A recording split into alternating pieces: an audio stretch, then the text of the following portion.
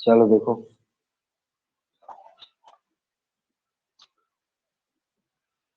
Good morning Sudhanshu.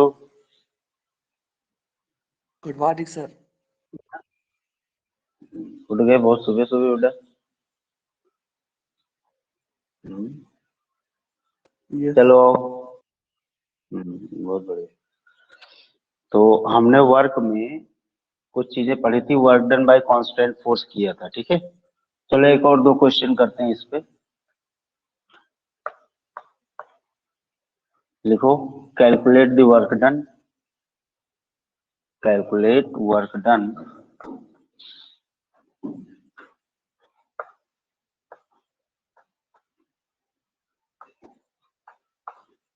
By force 3i cap minus 4j cap plus 5k cap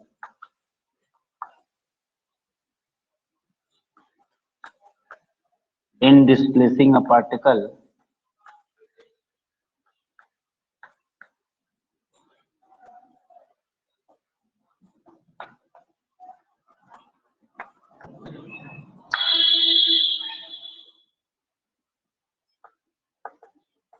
from point -1, 2, 3 to 4, -5, 6।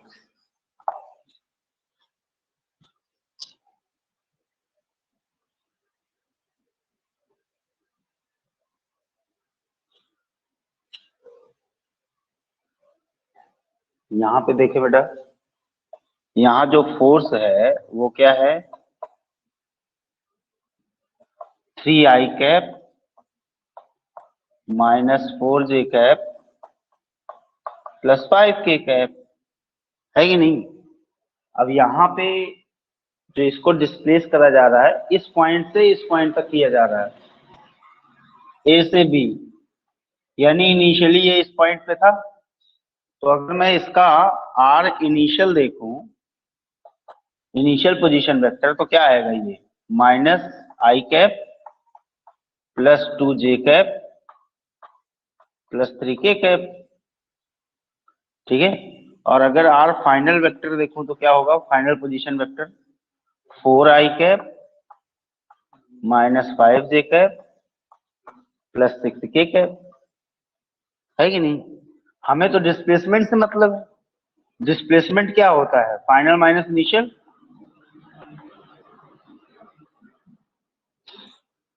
तो ये final minus initial करोगे तो 4 -1, तो ये हो जाएगा 5i कैप -5 -2 -7j कैप 6 -3 यानी प्लस 3k कैप। ये आया है डिस्प्लेसमेंट। अब चूंकि हमें पता है कि जो फोर्स है वो भी एक कांस्टेंट है। देखो, जो फोर्स है वो कांस्टेंट फोर्स है या नहीं है। क्या ये वेरी करेगा क्या समय के साथ, नहीं। हर एक टाइम पे जो फोर्स होगा उसकी वैल्यू होगी 3i cap minus 4j cap plus 5k cap. और जो डिस्प्लेसमेंट है वो भी देखो, वो भी कांस्टेंट है, वो भी चेंज नहीं हो रहा।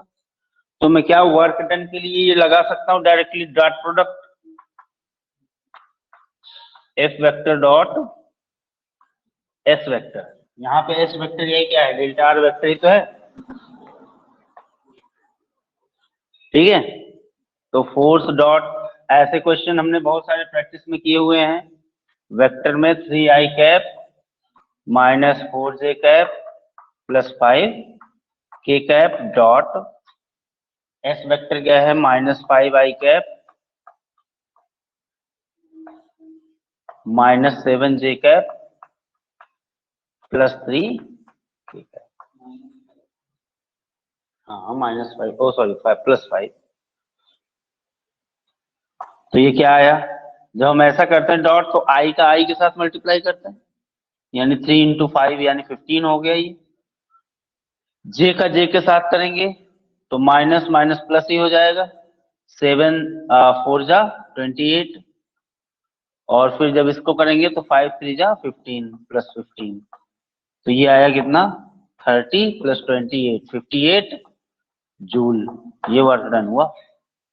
कितना वर्क डन किया इस वर्क ने? 58 जूल।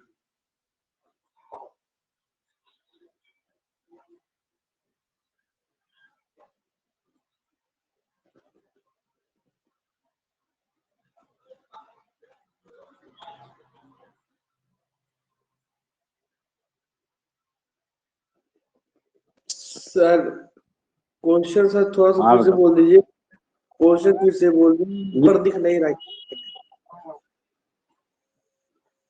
कह रहा है इन डिस्प्लेसिंग द पार्टिकल, फोर्स दिख रहा है, फोर्स है 3i cap minus 4j cap plus 5k cap.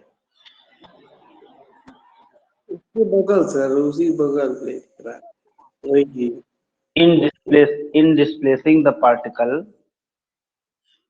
in displacing a particle from point -1, -2, -3 to, देखो अब शायद दिखेगा।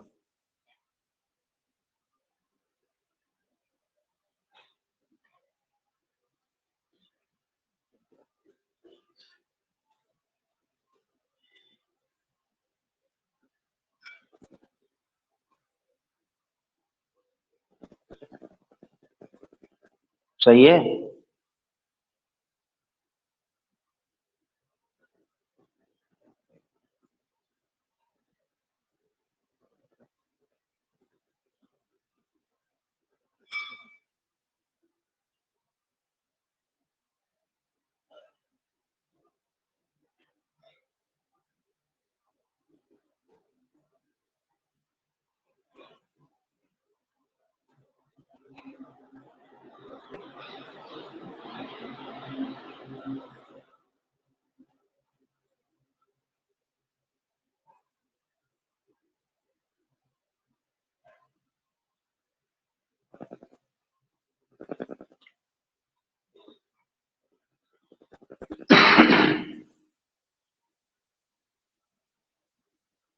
हो गया बच्चे?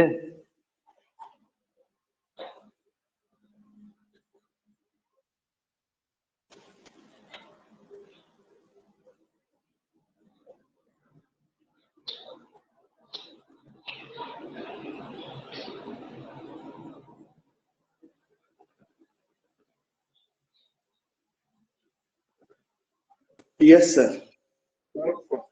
ठीक, चलो और देखते हैं।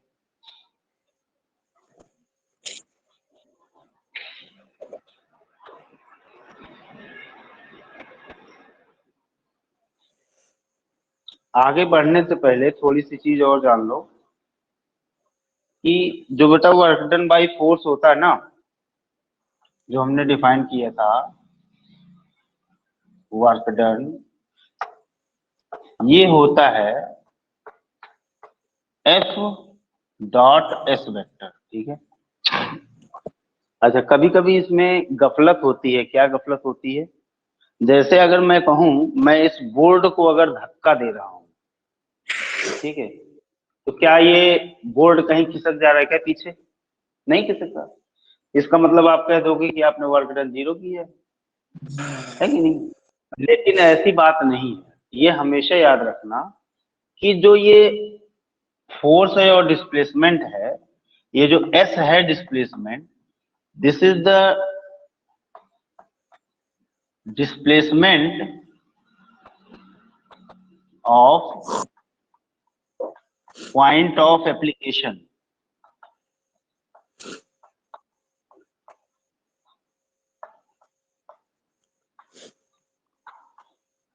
अरे तभी तो, अगर मैं धक्का दे रहा हूं, दीवार नहीं भी पीछे जा रही है, तभी मेरी एनर्जी तो लॉस हो रही ना। वर्क डन तो हमने किया है कि नहीं?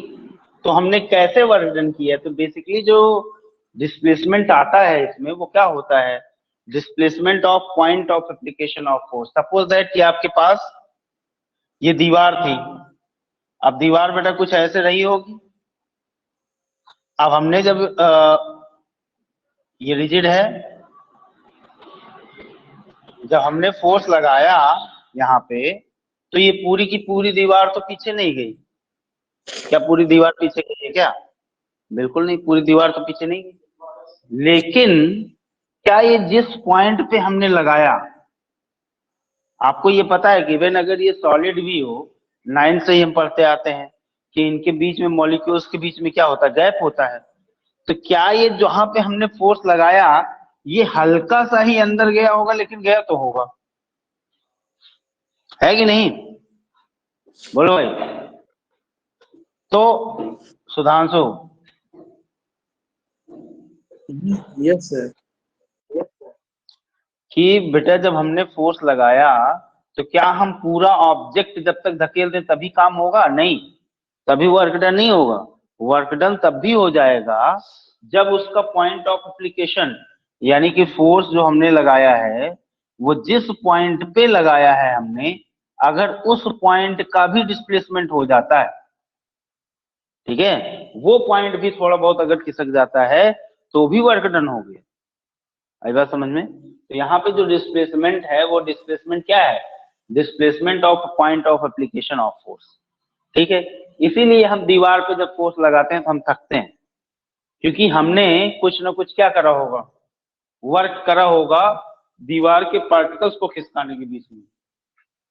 अच्छा, हम थकते इसलिए भी हैं क्योंकि हमारे जो मस्कुलर फोर्स, वही तो हम लगा रहे हैं मस्कुलर फोर्स, वो क्या कर रहे होंगे, वो मसल्स को आगे पीछे कुछ ना कुछ तो खिसका रही होंगे, ठीक है, जिसकी वजह से भी वर्क डन पूरे हमारे शरीर को, जो बॉडी हम स्ट्रेच करते हैं, तो सब में कुछ ना कुछ डिस्प्लेसमेंट डिस्प्लेसमेंट डिस्प्लेसमेंट, तो फोर्स डॉट डिस्प्लेसमेंट क्या हो जाता है, work done work done work done. इसीलिए हमारी क्या होती है, एनर्जी लूज होती है। अगर हम बहुत देर तक इसको धक्का मारें तो हम थक जाएंगे, आप खुद देखोगे। तो आप तो कहोगे ये तो पीछे तो गया नहीं, तो आपने कोई वर्क नहीं किया है, लेकिन लॉजिकली अगर देखा जाए तो हमने वर्क किया हुआ है। आई बात समझ में? ठीक है, तो मूर्खों जैसी बात नहीं करनी है, वर्क करोगे। वर्क का मतलब क्या होगा, force into displacement of point of application of force. जिस पॉइंट पे फोर्स लग रहा है उसका डिस्प्लेसमेंट हो जाना चाहिए। अगर परफेक्टली रिजिड बॉडी है तो फिर पॉइंट ऑफ एप्लीकेशन का कोई डिस्प्लेसमेंट नहीं होगा, अगर हमने ऐसे चिपका दिया दीवार से तो। लेकिन अगर परफेक्टली रिजिड रहा तो अदरवाइज सब में तो होगा ही होगा। आई बात समझ में? ठीक है, नोट इट डाउन।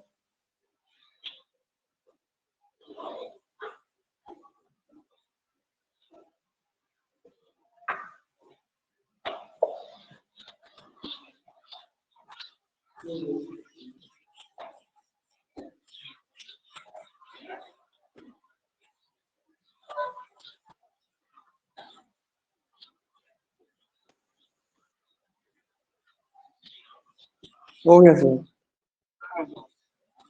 ठीक है,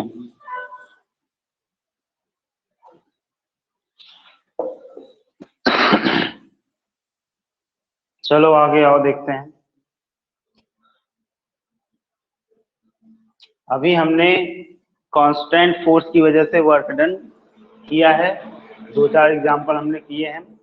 अब हम वर्क डन करते हैं ड्यू टू वेरिएबल फोर्स, ठीक है, work done by variable force. तो वेरिएबल फोर्स की वजह से वर्क डन की एग्जांपल लेंगे।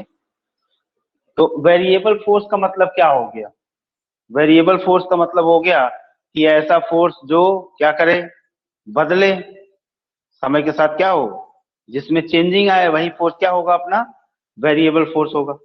आई बात समझ में? ऐसा फोर्स जो समय के साथ बदले वही फोर्स क्या होगा, अपना वेरिएबल फोर्स होगा, है कि नहीं? जैसे फॉर एग्जांपल अगर हमने कह दिया, चलो एक क्वेश्चन से करते हैं, लिखो calculate the work done, calculate the work done by a force x square i cap minus y cube j cap plus 10z k cap, 10z k cap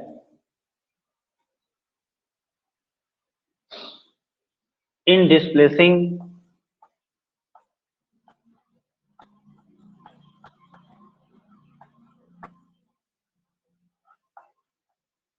an object from, एकदम simple देता हूं, 1, 1, 1 to 2, 2, 2।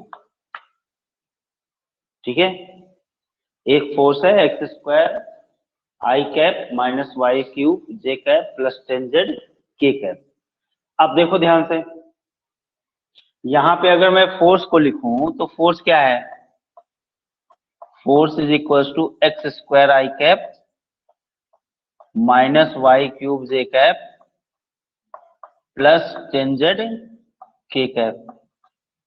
हमें जाना कहां से कहां है, हमें जाना है इनिशियली 1, 1, 1 से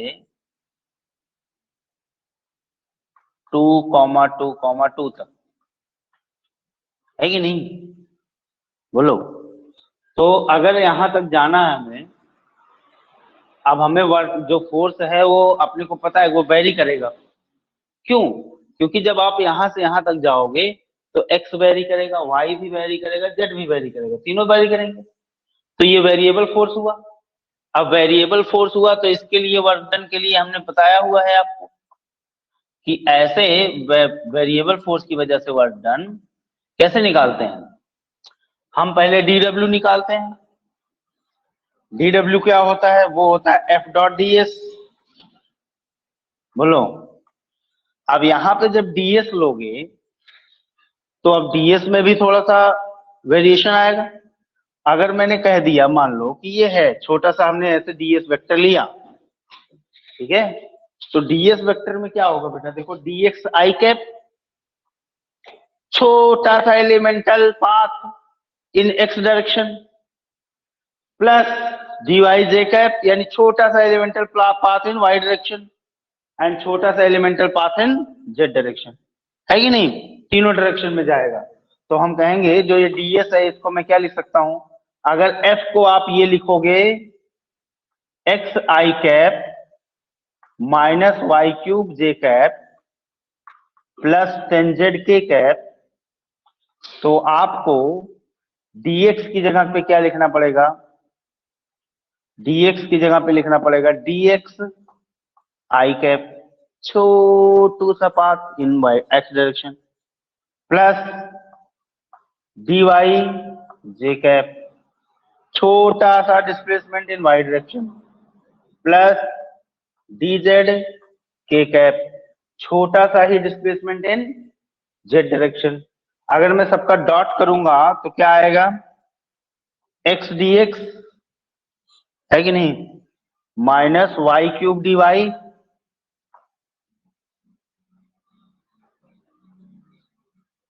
प्लस 10z dz, हो गया। अब अगर हमें ये dw पता है, हमें क्या करना है, नेट वर्क डन निकालना है। नेट वर्क डन क्या होगा, इसका integration from initial to final. तो जब इंटीग्रेशन करोगे बेटा तो आप कहोगे इधर का भी पूरे का इंटीग्रेशन, एक्स वाई जेड कहां से कहां जा रहा है, 1, 1, 1 से 2, 2, 2 तक, है कि नहीं, ये ध्यान देना है कि नहीं। तो ये क्या आया, इसको मैं अलग अलग भी लिख सकता हूं, इंटीग्रेशन की प्रॉपर्टी होती है x dx, x की लिमिट कहां से कहां है, देखो x कहां से कहां चेंज हो रहा है, 1 से 2 तक, minus integration y cube dy, y कहां से कहां जा रहा है, हाँ ऊपर वाले की दया से ये भी 1 से 2 ही जा रहा है, प्लस 10 z dz, z कहां से कहां जा रहा है, ये भी 1 से 2 जा रहा है, बोलो। अब तो सिंपल है इसको कैलकुलेट करना, है कि नहीं। तो अगर हमें x का इंटीग्रेशन करना हो तो क्या आएगा, एक्स स्क्वायर अपॉन 2, 1 से 2, माइनस वाई क्यूब का करोगे क्या आएगा, y की पावर 4 अपॉन 4, 1 से 2, प्लस 10 जेड स्क्वायर बाई 2, 1 से 2। बस अब लिमिट रख दो, काम फते। क्या होगा ये 4 अपॉन 2 -1/2, बहुत बढ़िया। -16/4 -1/4 प्लस 4/2 -1/2। ठीक है, कैलकुलेट करके बताओ आंसर क्या आ रहा है।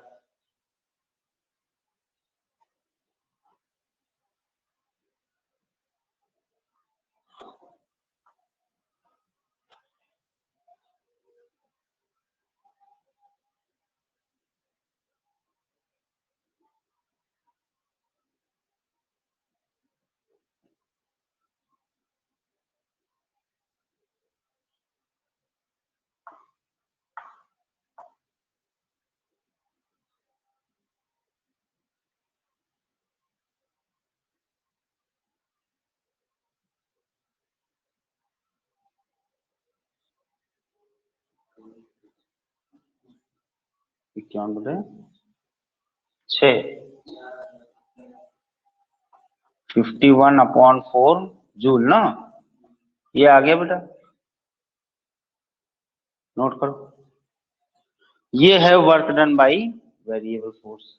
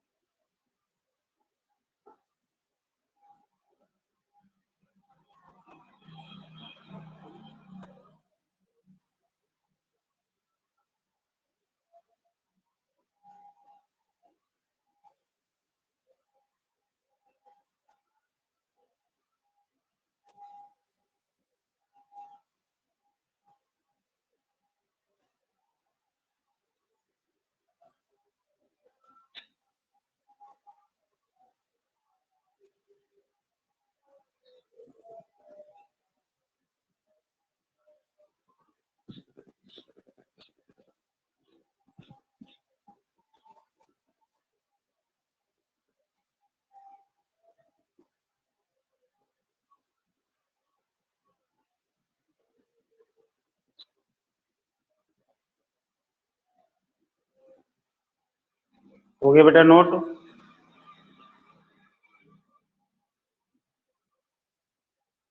एक मिनट सर।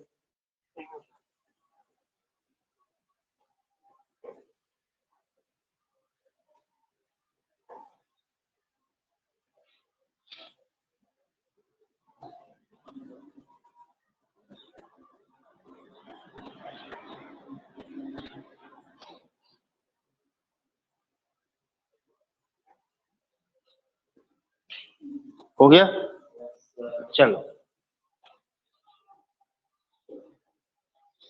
अब देखो, ये हटा दूं। अब थोड़ा सा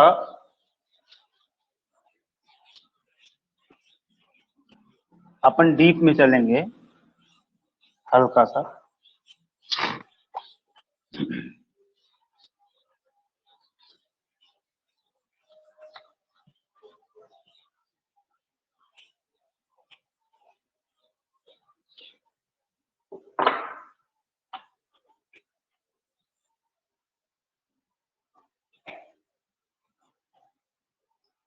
देखें, अगर मैं आपसे कहूं कि एक फोर्स है 3,4, ये फोर्स है 3,4 displaces an object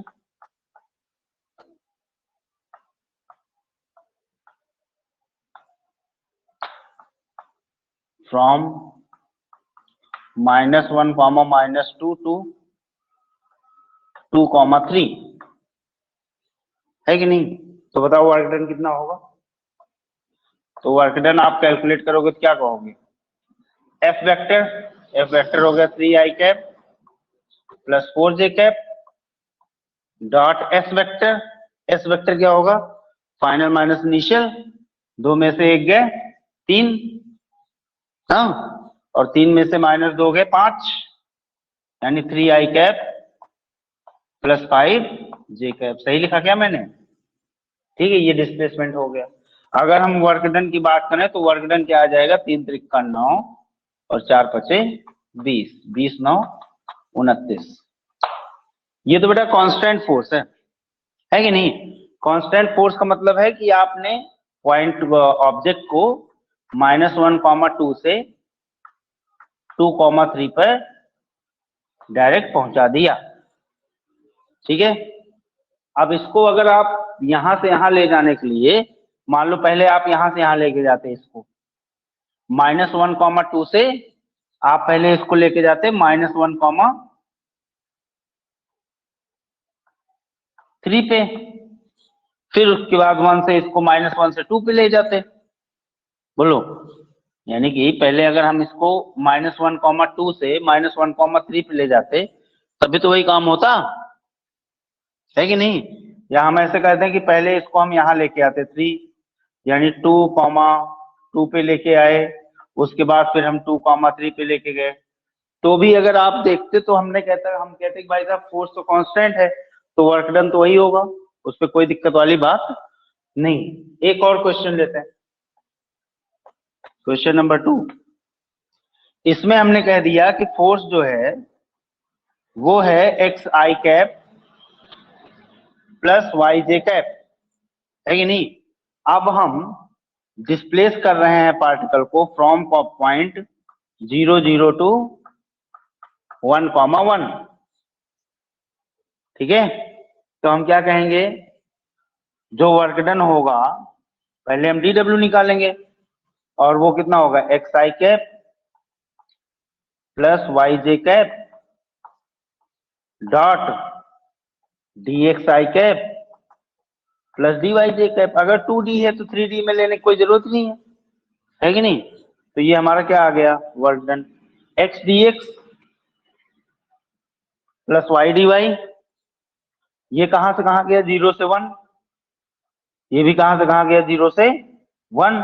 तो हमने कह दिया dw, तो w की जगह कितना आ गया? x²/2 प्लस y²/2, और ये दोनों ही दोनों कहां से कहां तक? 0 से 1,1 तक जा रहे हैं। तो 1 1 रखोगे तो 1/2 1/2 1 आ जाएगा। कितना आ जाएगा? 1 जूल आ जाएगा। ठीक है, आओ इसी पे हम थोड़ी सी और रिसर्च करते हैं, अभी बाद में नोट करना, ध्यान से देख लो इसको। हेलो सर जी। हाँ बेटा, सर कैसे पता करेंगे सर फोर्स वेरिएबल है कांस्टेंट? सर एक बार फिर बता दिए। बेटा वेरिएबल का मतलब अगर बदलेगा, बार बार उसकी वैल्यू अगर बदलेगी, उसमें कुछ वेरिएबल चीज लगी होगी तो वेरिएबल होगा, अदरवाइज वो कांस्टेंट होगा। सर कैसे आप उसमें बता ठीक दिए है, कि वेरिएबल सर? अरे एक्स आई कैप प्लस वाई जे कैप था ना बे। तो ऊपर वाले में भी तो था। कहाँ ऊपर वाले में था? ऊपर में 2i कैप था, 3i cap plus 4j cap था, उसमें 3 और 4 कांस्टेंट थे। ठीक सर, ठीक। अच्छा, अभी हमने क्या किया? यहाँ पे हमें रास्ता नहीं मालूम था, हम 0 0 से 1 1 पे डायरेक्ट गए थे। ध्यान से देखो, यहाँ 0 0 था और हम 1 1 पे पहुंच गए थे। ऐसे गए थे तो वर्क डन आया था 1 जूल। कितना आया था? 1 जूल, है कि नहीं? डायरेक्ट गए थे। अच्छा देखो, हम 0 0 से 1 1 पे जाने के लिए कई सारे रास्ते यूज कर सकते हैं। मैंने कहा कि मैं ऐसे नहीं जाऊंगा, मैं पहले O से A पे जाऊंगा, यानी पहले मैं जाऊंगा 1,0 पे, फिर जाऊंगा 1,1 पे। बोलो, ऐसे भी जा सकता हूं मैं। अगर मैं O A, ये मान लो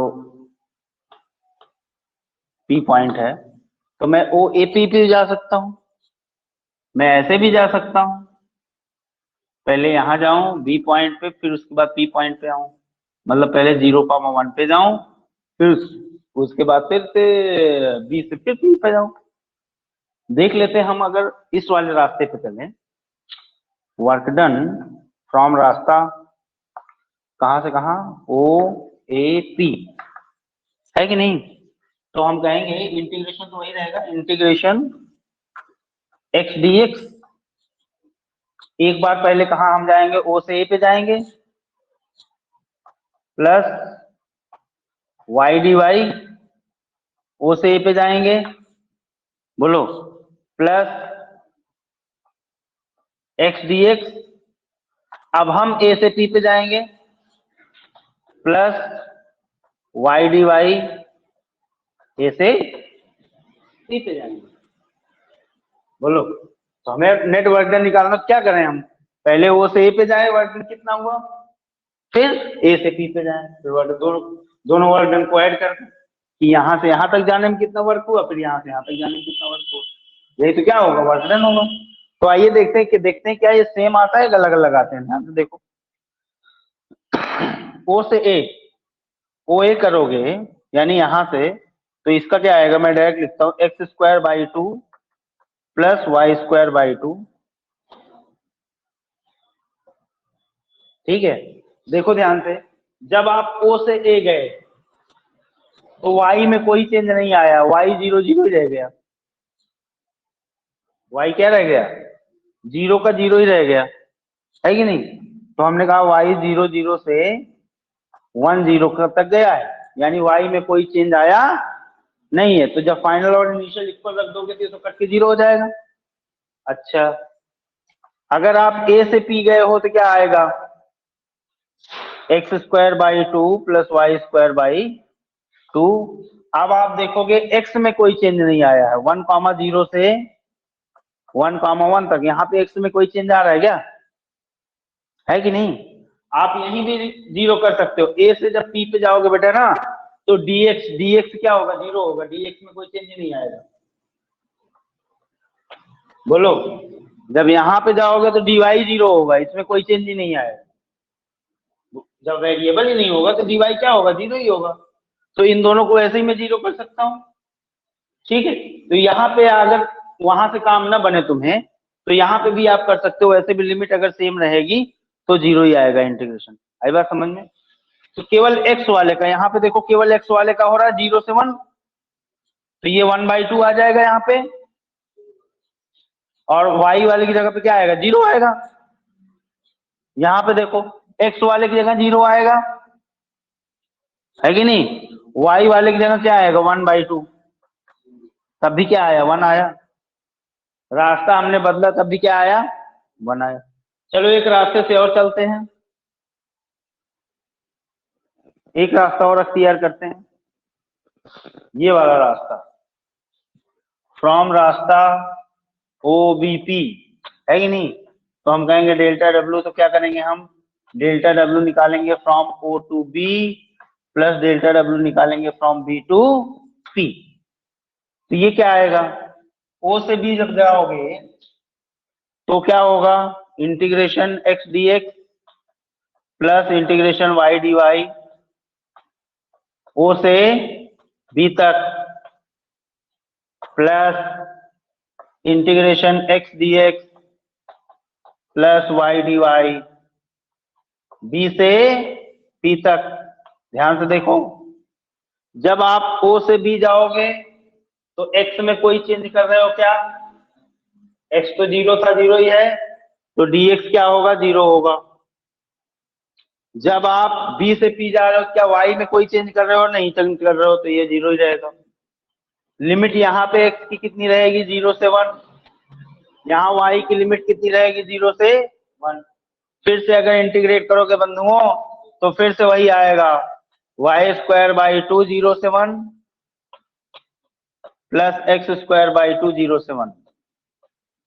देखो फिर से 1/2 प्लस 1/2 1 ही आ गया, है कि नहीं? बोलो। तो ये भी एक ऐसा फोर्स है, कौन सा? एक्स आई कैप प्लस वाई जे कैप, जो कि आप ध्यान से देखो तो आप किसी भी रास्ते से जाओ, इस रास्ते से गए तब भी 1 जूल आया, इस रास्ते से गए तब भी 1 जूल आया, और इस रास्ते से गए तब भी 1 जूल ही आया। ठीक है, आ रही बात समझ में? नोट करो इस चीज को।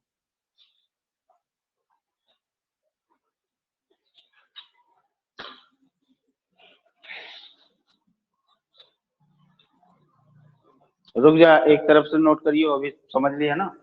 पहले ये वाला करना बेटा।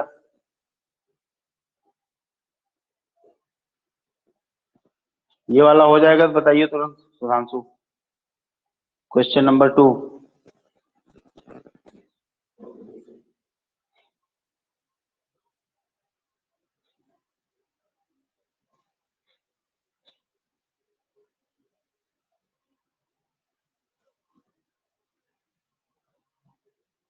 सर जी जो सॉल्व होता है इसमें डायरेक्ट नहीं लगा सकती, X square by two plus Y square by two limit लगाने पर। लगाया तो है बेटा, पहले डायरेक्ट ही लगाया है, देखो पहले डायरेक्ट ही लगाया है।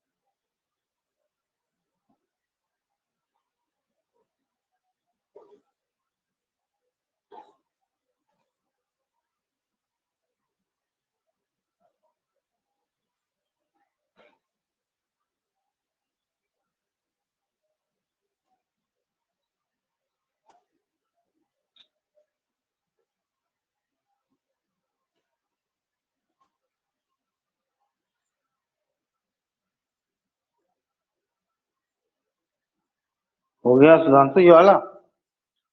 Yes sir. उधर वाले पे करूं? Yes sir. चलो ये भी नोट करो फटाफट।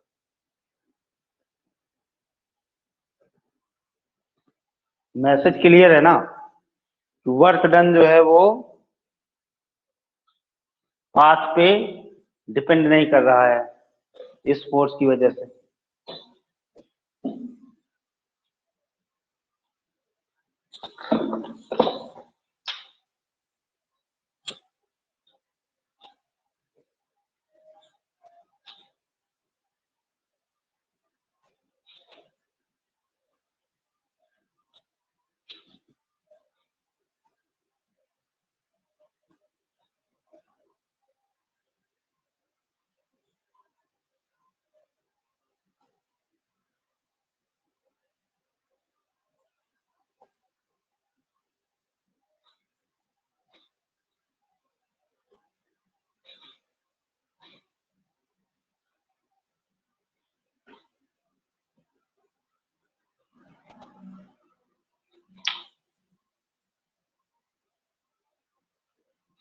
फूलों में सज रहे मेरे वृंदावन बिहारी।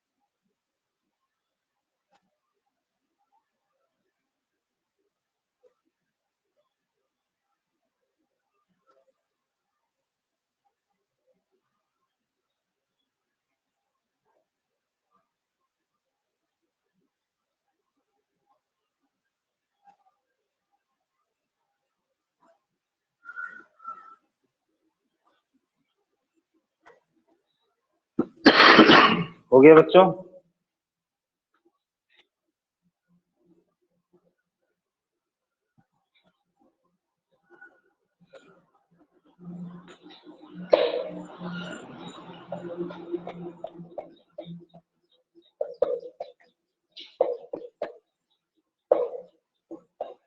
मोहन दो जूता पहन के आ गए।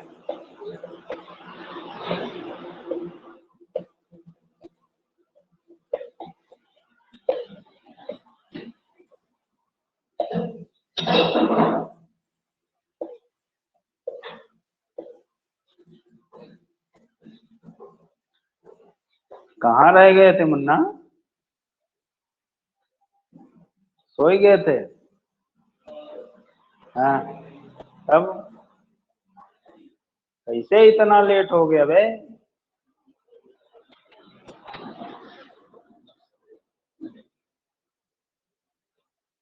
इधर देखो, अपना सुधांशु 3 बजे से उठ के पपहारा दे रहा है क्लास लेने के चक्कर में।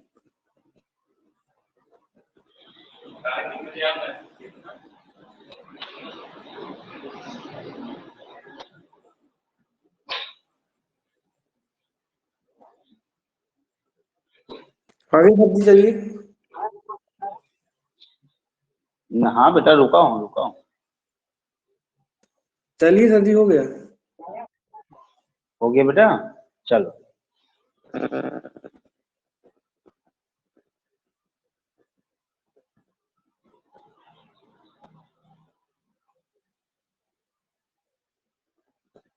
अच्छा बच्चे, यहाँ पे मैसेज मेरा तुम लोगों को क्लियर है कि ये जो है, जो फोर्सेस हमने अभी तक लिए हैं, इनका वर्क डन मैं बेसिकली ये शो करना चाहता था कि ये जो है पाथ से इंडिपेंडेंट, पाथ पे क्या है, इंडिपेंडेंट है। ठीक है, अब देखो एक मैं और वर्क डन लेता हूँ, एक और एग्जांपल लेता हूँ, वो भी वेरिएबल फोर्स ही होगा, उस पे देखते हैं क्या होता है। पहली बात तो कांस्टेंट फोर्स रहे ना, तो आप ये समझ जाना कि उसका वर्क डन तो इंडिपेंडेंट ऑफ पाथ होगा ही होगा, उसमें कोई दो राय नहीं। जब वेरिएबल हो तो अपने को चेक करना थोड़ा सा वो रहेगा। अभी इसके बेसिस पे हम थोड़ी सी आपको चीज बताएंगे। जैसे देखो, अभी मैंने क्या लिया क्वेश्चन, अभी हमने फोर्स को ले लिया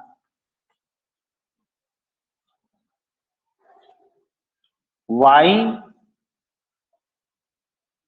square i cap, Y square i cap plus x cube j cap. ठीक है, अब मैं सेम पार्टिकल को 0,0 से 1,1 तक ले जाना चाहता हूं। ठीक है, 0,0 से 1,1 तक ले जाना चाहता हूं। तो आप कहोगे डी डब्ल्यू बराबर क्या होगा? तो आप कहोगे Y square i cap plus x cube j cap, और इधर क्या आएगा, डी एक्स आई कैप प्लस डी वाई जे कैप, डॉट प्रोडक्ट है बीच में। जब आप इसको निकालोगे तो डी डब्ल्यू क्या आएगा, ये आएगा y square d x plus x cube d y. Integrate करोगे तो चलो बढ़िया, हो गया इंटीग्रेशन ना। अब यहां से प्रॉब्लम शुरू होती है। अब आप कहोगे जब हम 0,0 से 1,1 जाएंगे तो x और y दोनों चेंज होंगे। बोलो, यहाँ पे देखो, x के रिस्पेक्ट में अगर करना होता और ये x की फंक्शन होता तब तो आसानी से हो जाता इंटीग्रेशन, लेकिन यहाँ इंटीग्रेशन करना है x के रिस्पेक्ट में और ये है y, तो होगा क्या, मुश्किल है। यहां पे अपने को पाथ की जरूरत पड़ेगी, यहां पे बिना पाथ के ये सवाल हो नहीं पाएगा।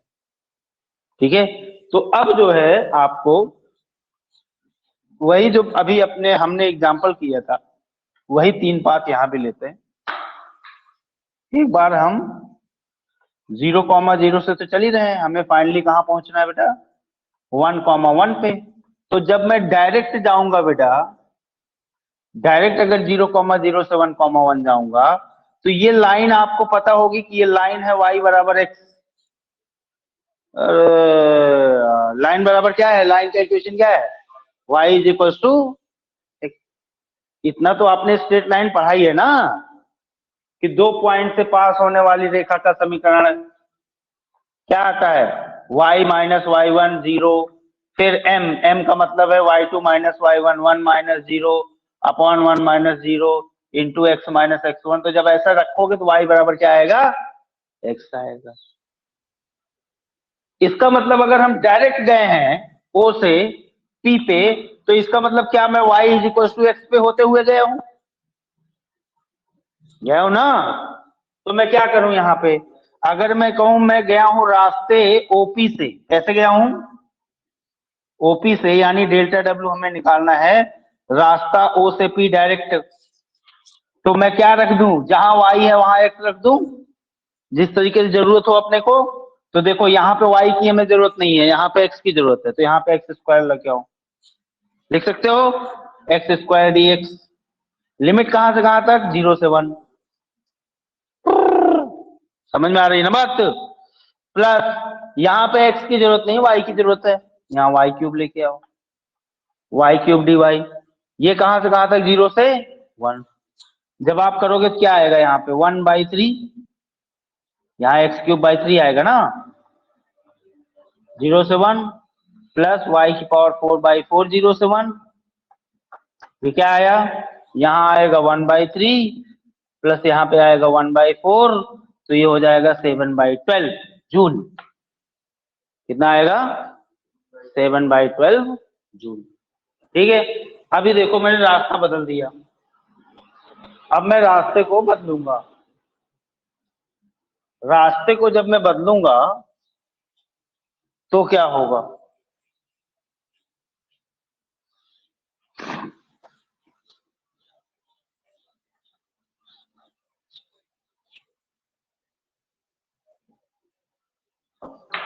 अभी मैं क्या करता हूं, पहले ऑब्जेक्ट को मैं लेके जाता हूं कहां से कहां, 0 0 से a तक, 1,0 तक, ठीक है, फिर p तक ना, और एक बार ऐसे लेके जाऊंगा, a से o से b तक जाऊंगा, और फिर b से c तक जाऊंगा। ठीक है, देखते हैं, मतलब सिंपल सिंपल रास्ते फॉलो कर रहे हैं हम, देखते हैं इस वाले इन वाले रास्तों में क्या होता है। ठीक है, इन वाले रास्तों में क्या हो सकता है। तो इन वाले रास्तों में अगर आप देखोगे तो क्या होगा, वर्क डन कैलकुलेट करते हैं, आइए देखते हैं। ठीक है,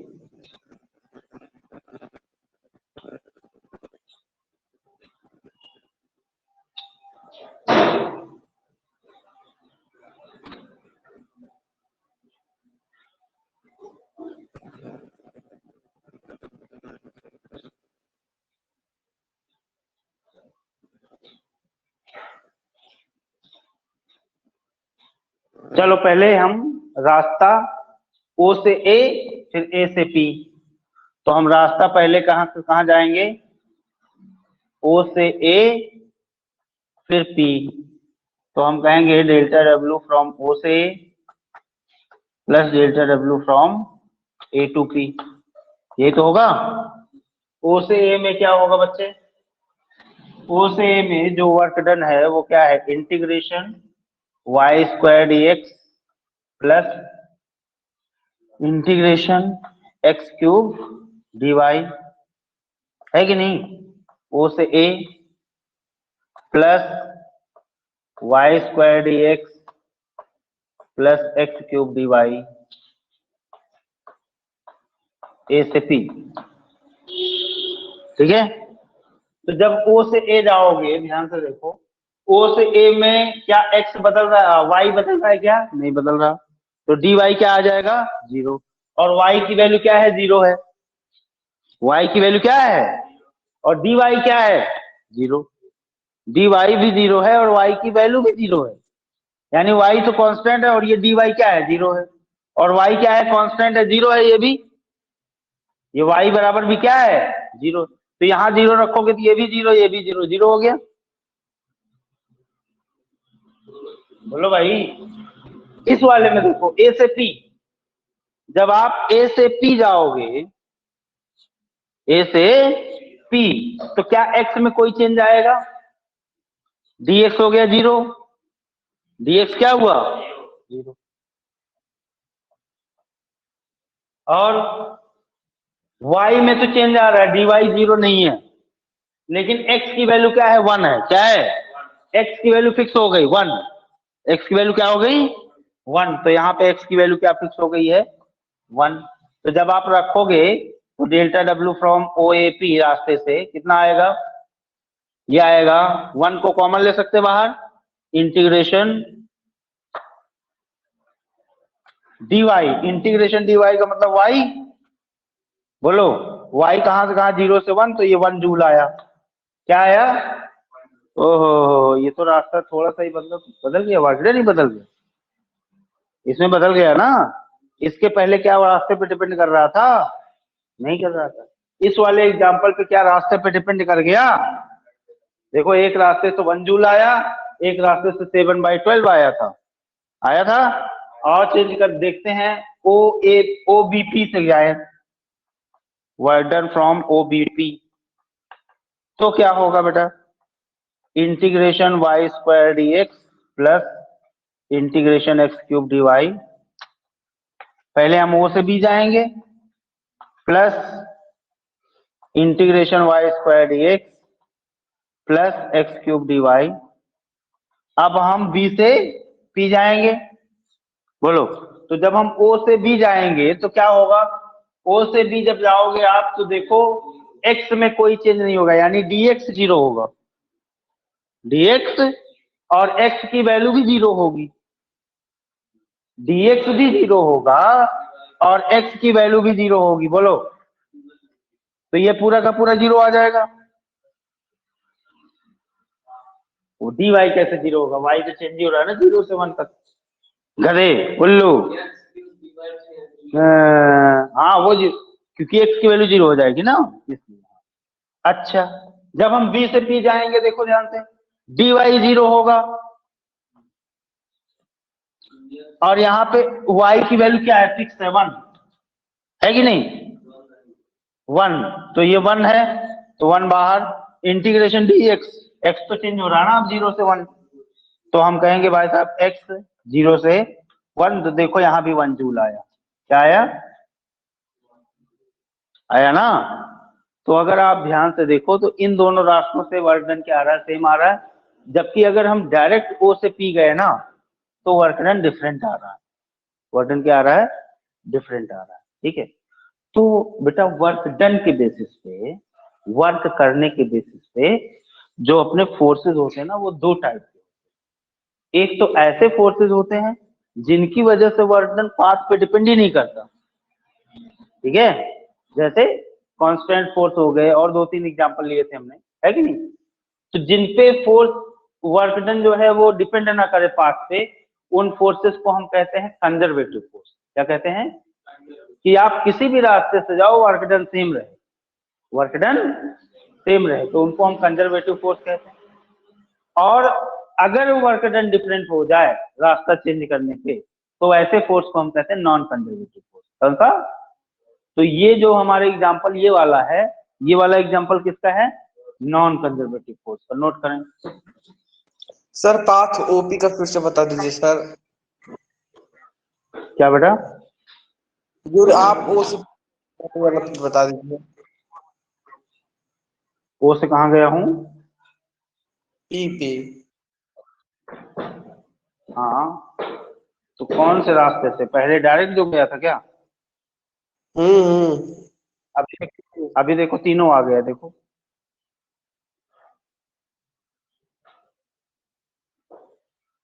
जब ओ से पी गया था बेटा तो y is equal to x हुआ था ना, हम एक स्ट्रेट लाइन के लॉन्ग गए थे, y इक्वल टू एक्स के लॉन्ग,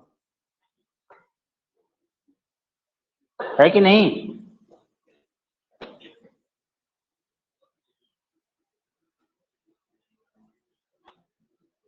नोट कर ले, फिर एक्सप्लेन करता हूँ।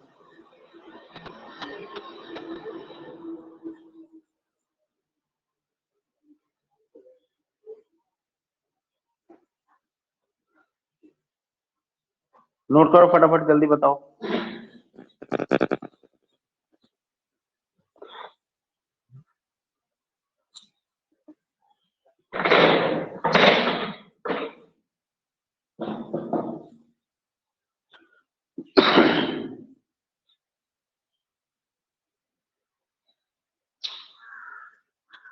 आज तो समझ ले बच गया,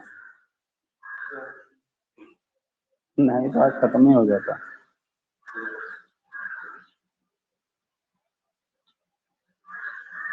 क्योंकि आज मैं चालू कर देता 5-10 तक तो हर हाल में।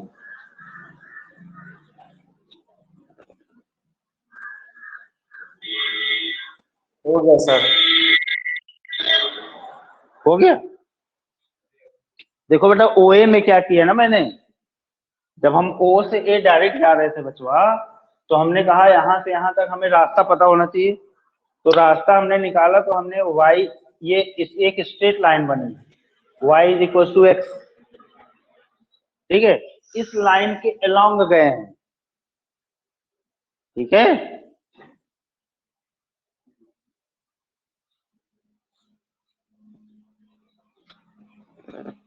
ठीक है सुधांशु,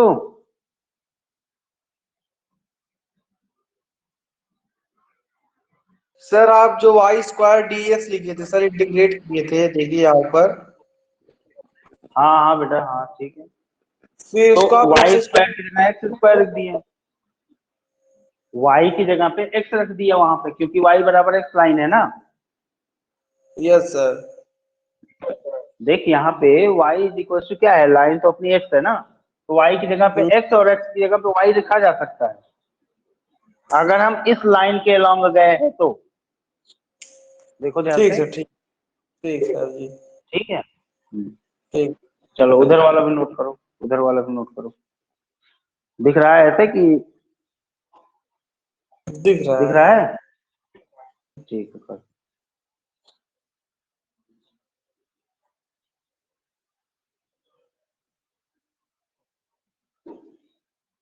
ऐसे सो के उठे चले आ रहे हो हैं, क्या खा के आए हो, कुछ खा पी के आए थे ऐसे आ रहे हो? चना खा के आए हो पक्का, ठीक। तो वैसे कुछ खाया है, खाली समोसे खा के पेट भरता है। जंक फूड नहीं खाओ, बहुत नुकसानदायक।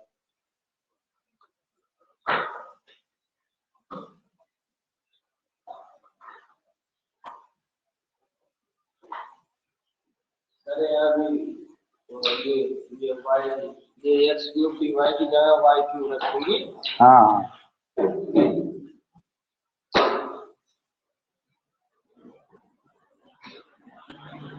क्या क्या, हो गया सर। वाई क्यूब रखेंगे। अबे एक्स की वैल्यू 0 हो रही है, ये नीचे वाला। हाँ नीचे में ही एक्स की वैल्यू 0 हो रही ना। Y square dx x square रखेंगे। बोलो, क्या वहां पे y is equal to x के लॉन्ग जा रहा है क्या?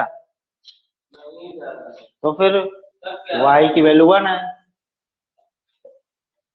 और dx x की वैल्यू 0 से 1 है। अबे यही वाला रास्ता, ये वाला रास्ता है ना भाई साहब, यहाँ से यहाँ तक, तो y की वैल्यू फिक्स हो गई 1 और x की वैल्यू 0 से 1। अबे y कांस्टेंट हो गया ना, y की वैल्यू 1 हो गई, तो ये 1 बाहर निकाल, अब dx का इंटीग्रेशन x आएगा ना। डीएक्स लेकिन इसको माने डीएक्स माने।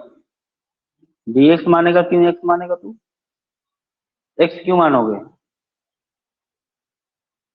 नहीं एक्स नहीं देंगे वो है। नहीं, जैसे लिखा वैसे नोट कर रहा कहीं।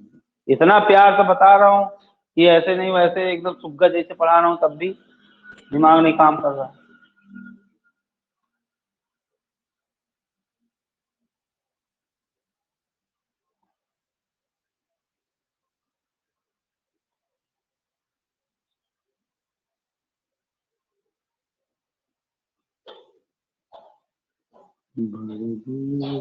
चलो लिखो बेटा final comments, final comments.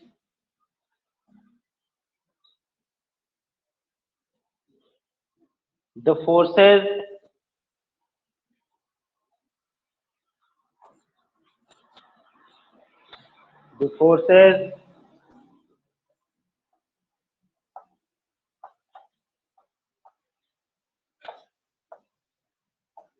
by which work done does not depend on path.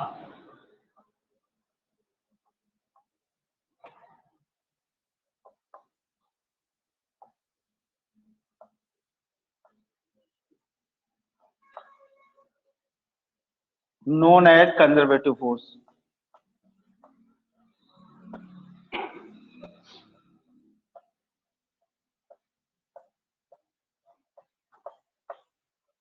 ठीक है, नोन एज कंजर्वेटिव। अच्छा, जब कंजर्वेटिव फोर्सेस होंगे, ये ध्यान देना, कंजर्वेटिव फोर्सेस जब एक्टिंग में होंगे तभी जो है पोटेंशियल एनर्जी आप डिफाइन करोगे।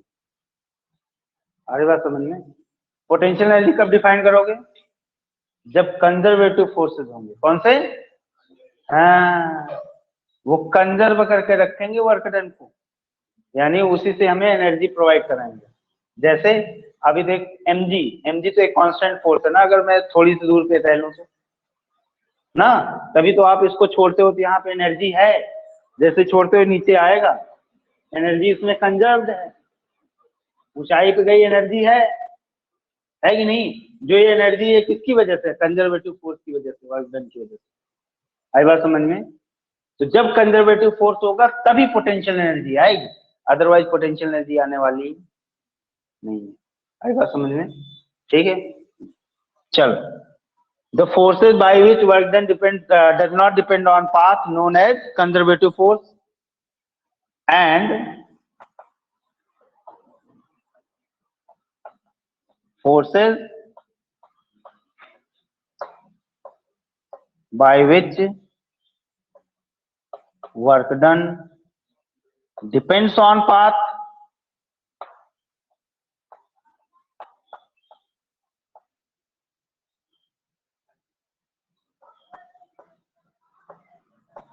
known as non conservative। कैसे फोर्सेस होते हैं ये? Non conservative.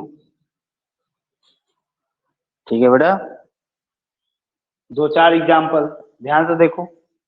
कंजर्वेटिव और नॉन कंजर्वेटिव पहचानना बहुत जरूरी है, पहचानना बहुत ही ज्यादा जरूरी है। देखते ही आप सन्नत कैसे पहचान लो। आपके लेवल पे 11-12 के लेवल पे या फिर जेई वेई के लेवल पे सिंपल होता है, ठीक है, पहचानना आसान काम। कैसे? बहुत ज्यादा टफ, वेरी बहुत ज्यादा नहीं करेगा, वेरी करेगा भी तो क्या, अगर आपको कभी भी दिख जाए कांस्टेंट फोर्स, कैसा फोर्स? कांस्टेंट, कांस्टेंट दिख जाए तो भी कंजर्वेटिव है। या अगर वेरिएबल दिख रहा है लेकिन एक्स डायरेक्शन में जो वेरिएबल का है वो क्या है? एक्स का फंक्शन है, ठीक है, वाई डायरेक्शन में वाई का फंक्शन है और जेड डायरेक्शन में जेड का फंक्शन है। Force in x direction is a function of x, in y direction function of y, in z direction function of z। तो भी फोर्स कैसा, तब भी फोर्स कैसा है? कंजर्वेटिव है। कैसा होगा? कंजर्वेटिव। अगर कांस्टेंट है तो भी कंजर्वेटिव, अगर वैसा है तो भी कंजर्वेटिव। या एक तीसरी तिकड़ी होती है कि अगर आप x और y को रिलेट कर सको, x और y को इस तरीके से रिलेट कर सको कि पाथ पे डिपेंड ना करे, ठीक है, उसकी भी टेक्निक मैं तुम्हें बताऊंगा, लेकिन थोड़ा सा आगे चल के, ठीक है, अभी इसी चैप्टर में थोड़ा आगे चलेगी तो बताऊंगा कि कैसे हम एक दूसरे को रिलेट कर सकते हैं, ठीक है, थोड़ा सा इंटीग्रेशन में थोड़ा सा और आगे करना पड़ेगा तुमको। अच्छा, नॉन कंजर्वेटिव आप देखोगे, जब भी आप देखो कि एक्स डायरेक्शन में force is a function of some other variable से y और z, ठीक है, या in y direction the force is a function of some other variable से x एंड z, तो आप अपने कान खड़े कर लो। आई बात समझ में? तब ये हो सकता है कि ये नॉन कंजर्वेटिव फोर्स है, लेकिन हो सकता है, कोई जरूरी नहीं। अगर आप x और y में रिलेशन निकाल पाए तो क्या होगा, ये कंजर्वेटिव होगा। नहीं निकाल पाए तो क्या होगा, वो नॉन कंजर्वेटिव होगा। आई बात समझ में? ठीक है, रिलेशन कैसे निकालना है वो हम डिस्कस करेंगे कल। ठीक है, नेक्स्ट लेक्चर में। चलो अभी यहाँ नोट करो कुछ एग्जांपल इसमें देख लो बेटा, कंजर्वेटिव फोर्स के कुछ एग्जांपल, जैसे ग्रेविटेशनल फोर्स। कौन सा? ग्रेविटेशनल, mg वेट होता ना, ग्रेविटेशनल पोटेंशियल एनर्जी डिफाइन करते हो। क्यों डिफाइन कर लेते हो? क्योंकि वो कंजर्वेटिव फोर्स। कैसा फोर्स है? हाँ, कंजर्वेटिव। इलेक्ट्रोस्टैटिक,